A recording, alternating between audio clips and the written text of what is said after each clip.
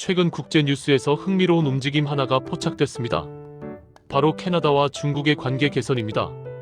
캐나다는 전통적으로 미국과 가장 가까운 동맹국 중 하나였죠. 경제, 안보, 외교 거의 모든 면에서 미국과 깊게 묶여있던 나라입니다. 그런 캐나다의 총리가 지난 1월 13일부터 4박 5일간의 방중을 통해 중국과 정상회담을 하고 에너지 등 분야에서 협력을 확대하는 다자간 협정 체결하는 등 조심스럽지만 분명하게 중국과의 관계를 다시 잇기 시작했습니다. 과연 이 움직임은 단순한 경제 협력일까요? 아니면 트럼프 행정부의 정책과 발언에 대한 반작용일까요? 그리고 이 변화는 한국에게 어떤 메시지를 던지고 있을까요? 오늘 이 영상에서 차분하게 정리해 보겠습니다. 일부 캐나다와 중국, 무엇이 달라졌나? 먼저 캐나다와 중국의 관계부터 짚어보겠습니다. 사실 두 나라는 한동안 관계가 매우 나빴습니다.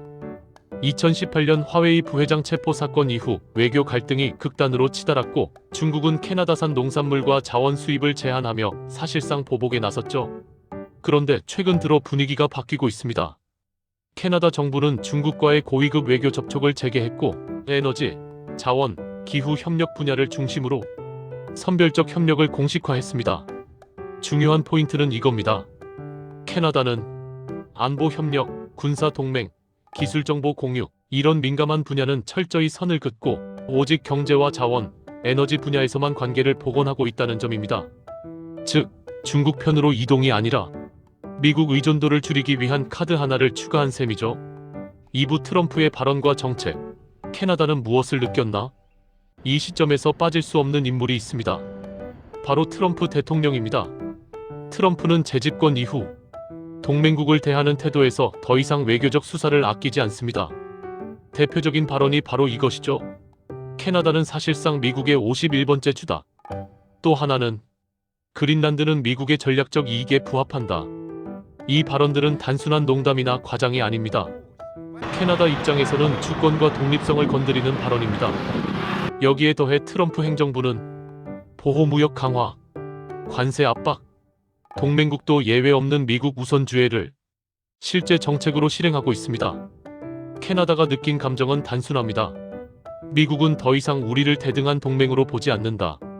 이 지점에서 위기의식이 본격적으로 형성됩니다. 3부 캐나다의 선택 반발인가? 생존 전략인가? 그렇다면 질문이 생깁니다. 캐나다는 트럼프의 반발에서 중국과 손을 잡은 걸까요? 정답은 이렇습니다. 감정적 반발은 맞지만 행동은 철저히 계산된 전략입니다. 캐나다는 미국을 공개적으로 비판하지 않았고 나토와 북미 방공 체계에서도 한 발짝도 물러서지 않았습니다. 대신 이렇게 말하고 있는 겁니다. 미국이 언제든 우리를 압박할 수 있다면 우리는 선택지를 하나 더 가져야 한다. 중국은 그 선택지 중 하나일 뿐입니다. 이건 친중이 아니라 미국 단독 의존 구조에서의 탈출구입니다. 사부 이 움직임이 의미하는 것. 캐나다의 행동이 중요한 이유는 이 나라가 중견국의 표본이기 때문입니다. 군사 강국도 아니고 미국처럼 초강대국도 아니지만 글로벌 경제와 외교에서 무시할 수 없는 위치에 있는 나라. 이런 나라가 보여주는 움직임은 앞으로 더 많은 국가들이 따라갈 가능성이 큽니다. 즉, 지금 세계는 이렇게 바뀌고 있습니다. 동맹은 유지하되 올인은 하지 않는다. 트럼프식 외교가 강해질수록 동맹국들은 조용히 출구를 만들고 있는 중입니다. 오부 그렇다면 한국은? 이제 한국 이야기입니다. 사실 한국의 위치는 캐나다보다 더 복잡합니다. 안보는 미국, 경제는 중국, 기술과 산업은 양쪽 모두와 얽힘. 트럼프 행정부는 이미 한국에도 관세, 공급망, 대중견제 동참을 요구하고 있습니다. 이 상황에서 캐나다의 선택은 한국에게 이런 질문을 던집니다. 미국이 더 강하게 나오면 우리는 어떤 카드를 가지고 있는가? 캐나다처럼 미국과 안보 동맹은 유지하면서 경제적 선택지는 다변화하는 전략. 이건 한국에게도 현실적인 시나리오입니다. 다만 한국은 북핵 문제, 미군 주둔, 지정학적 긴장 때문에 캐나다보다 훨씬 조심스럽게 움직여야 합니다. 육부 한국이 얻을 수 있는 교훈. 캐나다 사례가 한국에 주는 교훈은 명확합니다. 첫째, 동맹은 중요하지만 절대 안전장치는 아니다. 둘째, 트럼프식 미국 우선주의는 동맹국에게도 언제든 부담이 될 수 있다. 셋째, 그래서 중견국은 편을 바꾸지 않고도 생존 전략을 짜야 한다. 캐나다는 지금 그 실험을 하고 있습니다. 그리고 한국은 그 실험 결과를 가장 유심히 지켜보는 나라 중 하나입니다. 캐나다의 중국 관계 개선은 단순한 외교 뉴스가 아닙니다.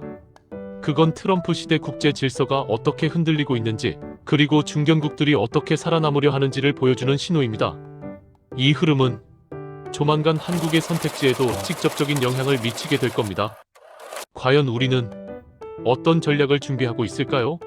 내용이 마음에 드셨다면 좋아요, 구독 부탁드립니다.